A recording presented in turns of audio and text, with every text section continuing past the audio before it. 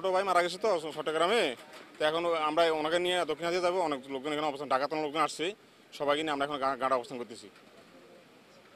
এখন আমরা তো কোনোভাবে এটারে করতে পারতেছি না। যাক, ফ্রিজিং গাড়ি থাকার কারণে আমরা অবস্থান করতে পারতেছি না, তো আমরা এখানে লাশ দাফন করে ফেলতে হইতে আর কি।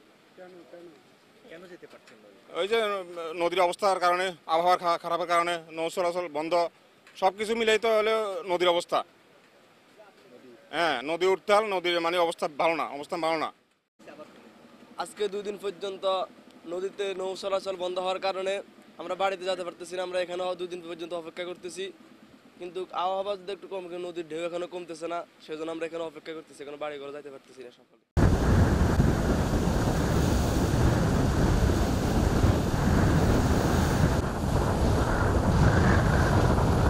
নগদ পেমেন্টে 500 টাকা পর্যন্ত ক্যাশব্যাক আর লেনদেনে প্রতিদিন ডিপ ফ্রিজ এবং ঘন্টায় ঘন্টায় এসি টিভি সহ দারুণ সব গিফট।